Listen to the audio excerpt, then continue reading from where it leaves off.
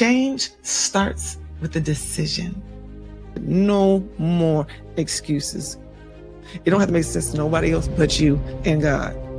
Everything that makes you you is why you're so important. Your strengths are the keys to the doors that, guess what? Only you were meant to open. We're going to use this 30 minutes to get some stuff done. We're not wasting no more time. There's so many things to do, accomplish, and to grow and build. You don't have to do everything on your own. Join us every Tuesday at 12 noon Central Standard Time. We are not moving forward to this next level in doubt or confusion. It's not easy. This is Pennie Owens, founder of Pennie Owens LLC, a leadership empowerment consultancy where we are on a mission to empower professionals, small business owners, and corporate teams to live and lead in their authentic purpose, starting with the hearts of leaders and expanding to their teams, environments, and the communities that they influence. Hello. Today is Tuesday, Intentional Tuesdays, that is. Welcome to Intentional Tuesdays, where we develop leaders who influence integrity, courage, and purpose. I am your host, Pennie Owens, and I'm so glad that you are here. We're going to make sure that we take this 15 minutes and make it count. I know that you have a busy life, so I'm not going to hold you to it. I want to make sure that you are prepared, ready to do what it is that you was created to do. Now, I'm going to make sure that everything is running properly because technology does whatever it wants. Now, for those who are new, welcome. I'm glad that you're here, and let's just go ahead and just jump into it. I'm glad that you are ready intentionally. Now, I'm just going to let you know because I've been thinking a lot with everything that's going on around us, personally, professionally, and I am completely convinced that our greatest leadership crisis, it isn't political. It's just not. We like to blame it that way. Oh, it's the government. It's the policies. It's the laws. No, it's not. It's not. It's not political. It's not financial. It's not cultural. It's spiritual. If you don't understand that, then that's probably the problem. I'm just saying, because that's where it lies. Everywhere we look, fear is selling everything, okay? And it's selling faster than faith. It's coming off the doors, 2 for 1, 3 for 1, 50% off. Economic headlines dominate all of our conversations, and we don't even care about really talking about it for real. It don't even feel good. Businesses hesitate. There's so many things that could be started, could be going, and that is not what's happening. Our families are worried and organizations are completely being frozen. Okay, money's being pulled, support is being pulled, and it's not even right. So like I said, it's not just political at all. Even leaders who are once inspired through confidence are being led through anxiety. And instead of conviction, instead of just doing what's right, they're shying away as well. And we can't have that. We don't need that. We have poor leadership as it is. And y'all know what I'm talking about. Take it how you will on all levels, from the bottom to the top. Okay. But here is today's truth. Faith doesn't ignore reality, but it simply refuses to let that same fear become what the leaders are actually focused on. Kingdom leadership does not pretend that challenges don't exist. We acknowledge them. Okay, we see them too, and we pray for them. It's our responsibility. Okay, who else is going to do it? But we never surrender our peace to them. Okay, we're not about to deal with the things that are afraid or negative or the what ifs, and then we succumb to them. That's not how that works. Scripture tells us in Isaiah 26:3 that thou will keep his perfect peace, whose mind is stayed on thee, because he trusted in thee. And what that means is that, sometimes, that peace just isn't connected to the economy. Okay, that's not what's making us feel good. I'm sure we can all agree on that. Peace is connected to where your mind stays, what you consume, what you focus on. And just think about it. What is it that you're paying attention to? What you're paying attention to? Today, we're going to challenge every single leader listening throughout San Antonio or where you are. Whenever you lead, a company, a ministry, a classroom, a city department, or simply just your own family, okay? Wherever you lead, people are borrowing your emotional temperature. If you're panicking, then they're panicking. If you are anchored, then they'll find hope. That's the point of leadership, right? You're supposed to lead. You can't be running. What you doing that for? First thing to remember and to really contemplate, not just today, but just throughout this time period moving forward, is that your spirit determines your stability. I think that makes sense. In Psalms 46:10, be still and know that I am God. Stillness is not weakness by far. Stillness is a spiritual confidence, okay? Every crisis exposes what leaders worship more. Do you trust money? Do you trust approval? Do you care more about your position? Are you trusting in God? Because if you're not, I'm telling you, your secret's out. I can see your belly button. I'm saying your shirt is all exposed. But healthy leaders, they build their confidence before that storm arrives. And we know that it's already raining. I know you can feel it. The storm is fully here. But healthy leaders prepare before the storm hits. We don't start running around once you start seeing that the clouds are coming. When uncertainty comes, prayer becomes your strategy. It's the strongest weapon you have. Worship becomes warfare.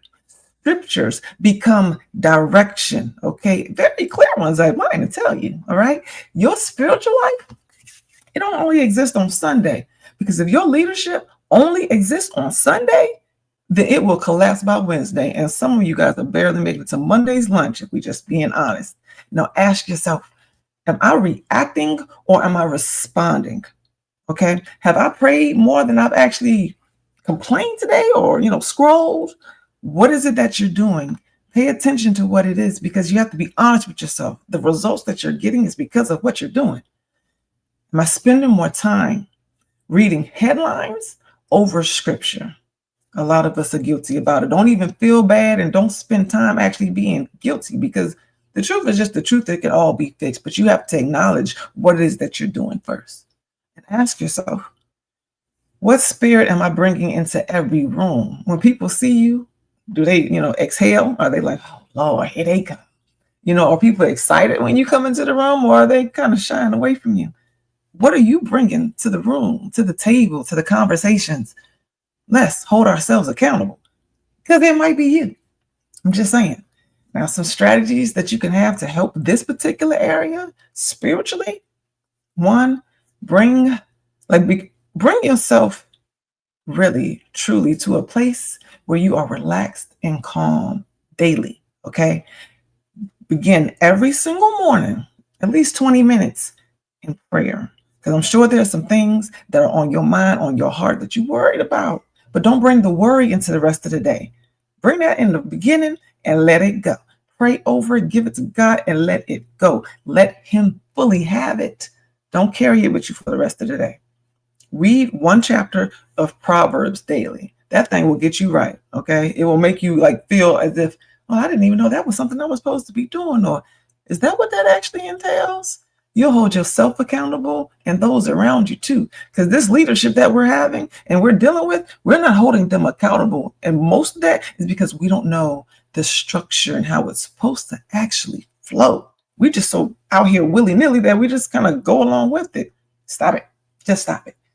Another thing, speak scripture before you even check your phone. You just want to know what's real, what's not. What's today going to be? How am I going to start it off? Be very mindful and intentional about the first thing you touch, especially rolling over in the morning. If the first thing you touch is drama in the morning, then that's probably how the day is going to go. So let's be mindful of what it is we start the day with, especially. Another thing, fast from negative media. At least one time a day. I know it's hard for some of us. We addicted to the scrolling, but try at least one day of avoiding content that is not healthy for you. What can you lose? I'm just saying. I mean, what is it? But every day, with every single day, you want to make sure that gratitude is the front line. Try to start the day in gratitude. Try to end the day in gratitude instead of worry. Don't wake up with your feet running, trying to, what can I do? What can I do? No, don't do that. You've already started off wrong. Let that thing go. Chill out, relax. Like I said, be aware of what needs to get done, but don't be worried about it. And definitely don't take it at the end of the night. You try to get some sleep, right? The hours are going by very, very fast. Let them stay where they are. If there are true things that need to get done, they'll be there when you get up. They'll be there in the morning, but don't take them to bed with you. They're not invited, okay? This bed is already crowded. We got covers, we got blankets. We don't need no stress too. Leave that thing somewhere else, wherever they are, right? Now, you have to understand that strong spirits, you, me, we produce steady leaders and leadership. You're not just a leader so that you can train and lead other people. You are a leader so that you can train other leaders. I don't think we think about it that way, but it's true. Okay. You are a responsible, just vital, just like water when it comes to leadership. Okay. So we want to make sure that you're healthy, and we're making sure that the people who are following you get healthy as well. Now, the second thing you want to think about, you must be mindful of your emotions, and you need to lead with clarity, not from your emotions. Romans 12:2, and be not conformed to this world, and be transformed by the renewing of your mind. What that means, it means, like I said, don't give into the worries. Don't think about the what ifs. Don't stew. I heard that word a lot, especially yesterday. Do not stew in it. You can be upset for a little while. You can acknowledge whatever's going on, because I'm not saying that it's not true. I'm not saying that you're not hurt, and I'm not saying that you're not upset. It's very true, but don't stew in it. Don't be sitting there marinating in the juices of pain, because I'm telling you, it is welcome to have you. Fear, it spreads quickly. Like I said, when you're watching somebody, look, especially in certain cultures, you already know when somebody starts running towards the door, you start following them, right? With no questions asked, like, where you going? What's wrong? Fear spreads very quickly. So be careful of how your face is and how you're responding, because people are watching you. Now, what's crazy is, and the best thing about it, wisdom moves intentionally. It moves just as fast too. But what are you saying and what are you doing that's actually putting that positive out? It's 50-50. It's going to be 50-50 negative, or it's going to be a 50-50 chance that it's going to be positive. What part are you putting out? Because it's the same energy, and you have to make sure that you focus on just that. Now, leaders, they cannot afford these emotional roller coasters, and they can't afford to be making big decisions from an emotional place. None of us should be making decisions from an emotional place, and especially if you're a leader. If you're doing that, then the people who are watching you are going to do that too. I'm going to need you to do better, because when organizations panic, people get hurt. Okay, you see what we're doing. We are out here hurting these streets, and it's because of the emotions, because of the organizations and the leadership that we have followed. They all kinds of moody. All kinds. All right, they need to take a chill pill, sit down somewhere and go sit in the corner and think about what they're doing. But when leaders think clearly, then people gain confidence. We kind of feel like, all right, let me follow this. This is something worth paying attention to. And I don't think that it's going to be a bad impact. That's kind of the point. The greatest leaders, they ask better questions, and instead of assuming the worst. You are not in your position so that you can ponder like everyone else, like, well, what if this, and well, maybe that, and I can just let's just see, let's wing it. No, get curious about yours. Be curious about what it is that you see, what you feel, what you know is happening around you. God granted you the position of being a leader, someone who is of influence, because he gave you that discernment. So use it. What is it that you're feeling? What you thinking? What's coming to you on a regular basis? Don't just ignore it. Okay? Not at all. You are not crazy. Like I said, you've been put in leadership because you have different discernment from everyone else. So pay attention to it. Be curious. Ask some questions and get deeper so that you can get the clarity, the next steps that you need to move strongly. So instead of asking, what if everything falls apart? No, ask, what opportunities exist because others are tripping and they are afraid because things are falling apart, because it's going to fall apart around us regardless. But you don't respond the same way that everybody does. That's the point. Faith-filled leaders, yeah, they're proactive. Fearful leaders are reactive. They're going to fall in the hole. They're going to trip. And I'm just saying we can't really do anything about it, but just make sure that that's not you. A way to check and make sure that that's not you. Because I'm just saying, I want you to know first if you need some help. Don't let me tell you. Don't let your customer tell you. Don't let somebody else tell you. You find out. Ask yourself, am I making decisions from facts or assumptions? Because they're different. They're different. Have you surrounded yourself with wise people, wise counsel, like people that can actually have some integrity or hold you accountable? What does your circle look like? Because I'm sure if they just letting everything hang, then you wonder why it's moving to and fro. I'm just saying, what's around you? Can you grow? Are these healthy people and individuals? If not, then you might want to go find some, and you might want to be honest about the relationships around you. Another thing to ask yourself is, what habits are you feeding? And what habits are feeding you anxiety? What are you doing? What's making you not feel good? Like I said, no one else knows but you and God, for real. Like, I don't know. Whatever you tell yourself, I can't prove it. You know what I'm saying? But you are there. You know what you're doing, and you know when it doesn't feel good. So just be honest with yourself. What exactly is that looking like? Make a list. You don't have to write it down. I mean, it's your life. You know it. Another thing, what conversations need to be encouraged instead of avoided? Now that one, that's tricky for everybody. It really is. But don't run from anything. I told you, we do this intentionally. And from this point forward, you will too. Everything and every conversation will have a point and a purpose. We're not over here just lollygagging because we're bored. There's a lot of things that need to do and need to happen. And there's a lot of crap coming. This is just still the beginning of how it looks right now. So don't be spending your 24 hours with nonsense. I'm not saying that you can't at all. You know, if you want to pop clock and you want to talk about something just that has no point, it is fine. But be mindful of how long you stay in those conversations and be realistic about how much time you're having with conversations that are being developed and are stretching you and the people around you, making you grow and get to the next level. And how many conversations are you having that's just, entertainment? Scroll through your life and see what you're doing. Now, a couple things that you can do that can help sure that your mind is strong and in a better place while this is going. Limit what it is that you're watching on your phone, your devices, and television, especially when it comes to the news. Get what you need, let that thing go. Don't watch it and repeat. You don't need to get that all day long. So pay attention to your negative consumption. It controls your emotion and your focus. And that thing is yours. It's your emotion. It's your focus. Don't let the news and the media dictate what it is that you do with the rest of your day. Read leadership books. Read them daily.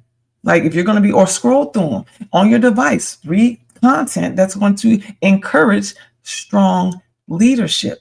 Because like I said, even though you want a day off, that does not mean that's how that works. Lord put you in charge because it's you. It's you, will you special. So you might as well make sure that you are steadily in your talent, in your gifts. Keep encouraging yourself on who you are, because it's not going nowhere just because you want to put it down, because you want to break, you want some rest. That's who you are. You was built to lead. So make sure that you do yourself some favor and grace with making sure that you encourage strong and positive leadership, new ways and tactics, and just you make sure you feel good, because that's who you are anyway. You bossy. You bossy anyway. At home, at the gas station, you always telling people what to do. So you might as well just make sure that you're doing it best. Now, schedule, would say weekly, but I'm gonna say some daily time to think, but definitely at least weekly. Like, I mean, really go inside your calendar on your phone and mark off some time that you are just going, like, no one else can touch it. This is just for me to sit still. It is important. Setting off time or blocking off time that's just for you is one of the most powerful things that you can do when it comes to trying to be of any type of in control, like of your life and what it is that you do and what you go through. Steal your time until you don't have to steal it back, because ain't nobody going to slow down. Ain't nobody waiting for you. It's not as important to other people. It is yours. So it's your responsibility to make sure that you protect your peace and that moment to be quiet, to sit in silence and observe what you need. Honestly, it's your responsibility. Now, you don't have to write everything up. You can journal before you make any type of important decisions. Stop saying yes or no because somebody asked you a question. I mean, I see a lot of people do that. Just because they ask you a question and because they're in a hurry, what they got to do with you? That is their anxiety. That is their fear. That is their probably assignment too. Okay, that's something they're trying to get done that they didn't get done. Don't let other people's anxieties be yours. Okay, just because they speaking real fast, because they calling your name, can you help me with this? I want you to get that done. And I'm talking about of all authority. Don't let their stress be yours. Stay leveled and clear-minded, and don't just say yes or no. Everything can be scheduled, and everything and everyone has to respect you and your boundaries. Can I have a moment to absorb that information? Can I do some research so I can feel better prepared? Just give me a second, or I'm not sure. One moment.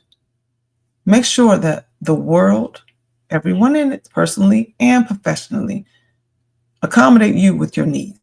But you have to be aware and understand what your needs are. So that's what I'm saying. Make sure you get that time so that you know exactly what you're asking for. And you make sure that everyone gives that to you. I ain't saying be out here in the streets fighting, but I'm just saying if you can't ask for what you need, that might be why you don't have it. Now, when it comes to the things that we don't know, seek mentors. I challenge everyone. Seek a mentor, somebody that you respect, somebody in your field, somebody that just has the spirit that you seek to have, that's going to challenge your thinking. You may be a leader, but I'm going to let you know, and I'm going to say it to your face. You're not the smartest person here. I'm like, no, you're not. And if you think you are, I'm going to need you to humble that and get that together. If you are the smartest in the room that you are going to all the time, you need to get some new rooms. I'm just saying, do you like being, I mean, you might like being the smartest in the room, but I'm just saying there's too many people in the world.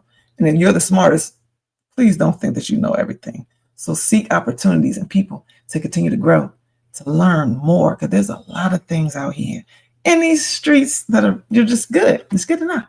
So just remember that faith is not wishful thinking. Like that's not what that is. Faith is disciplined thinking, because it takes some work to be obedient in that area. It's disciplined thinking aligned with God's truth. That's how faith works. Know what it is. Don't pay attention to what it's not, and just move accordingly. Move accordingly. Now, the third thing, I told you we're going to make this 15 minutes count. We're going to make it strong. Move to the point of understanding that your body carries your leadership. Like those two things that you moving around, your legs, those things, don't they take you where you got to go? It just makes sense. You can't get there. I mean, you might have a scooter or something. All right, that's cool.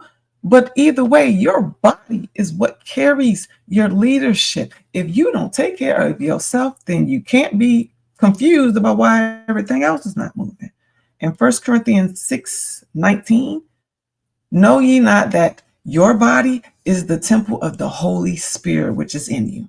People don't really understand that. They don't know what that means, but it's a huge thing that you have to acknowledge one way or the other. Burnt out leaders cannot sustain healthy organizations. You just can't do it. That stress will eventually show up physically. And we understand it shows up quickly. Poor sleep, poor nutrition, high blood pressure, emotional exhaustion, like this literally physical pain that turns into cancers and everything else. That stuff comes from stress almost all the time. We think about the stuff that we're eating, but it's bigger than that. Stress will manifest itself physically. Okay? So you want to make sure that you will stay on top of that. Because then we wonder why our leadership is suffering. God didn't call leaders to be in survival mode and only to survive. He called them to steward themselves, especially. Your family deserves a healthy leader. Okay? Your organization deserves a healthy leader. This city deserves healthy leaders. So ask yourself, period. I told you, only you can actually take care of these questions and get them answered. When was the last day you had some real rest? That might take a long time for some of you. It really may be. And I mean real rest. Like you turned all the way off. Not just laid down, had the TV on, but you were turned all the way off. Not a real like thought of work or some progressive at all. Like you just all the way off. A lot of us, especially now, 2026, we do not know what it means to turn all the way off. There's always something on. We always have some music playing, meditation music, a movie, a television show. Like we're always on. Learn how to turn off. Okay. What signs are you ignoring? Because you know when there were certain pains creeping up, yeah, you was there. You know if there's certain feelings or thoughts that you're having with certain projects or people, like you know the warning signs. God does not just throw us into situations. He always gives us a warning. Now, it's whether or not we pay attention to them flags or we just kind of count them and throw in our hats. What warning signs are you ignoring? Are you leading from exhaustion? Look, it's busy in these streets. Life is difficult and people need us. That's just the truth. People need us, but they need us to be healthy and of sound mind with some clarity. So you have to be able to say no and make sure that you get some rest because you will break. How well was that? And I do understand the struggle. But even on the airplane, they tell you put your life vest on first because if you over here bubbling water, it's not gonna work. You can't save nobody else. So make sure that you do not function on empty. No more. Everyone declare that I'm not going to let myself get past half. Sometimes it'll waver, underneath there, but do not just let it go there. Exhaustion is unacceptable. I ain't say it wasn't possible. All right, it's very possible. But it's unacceptable. Don't just say okay to it. And be very clear. What example are you setting? Because we already know what it looks like when folks just don't care what they say. Do as I say, not as I do. We're not doing that. We are not doing that. You will be accountable. What is it that your example, like what are you leading? What are people seeing when they see you? What are you showing us? You wanted to be in the front? I mean, you might not have wanted to. You might not have. God just threw you out there. But since we looking, what are you showing us? What kind of example are you leading with in real time? Practice what you preach, right? We all love that song. Now, some things that you can use, some strategy that you can use to make sure that your body is healthy.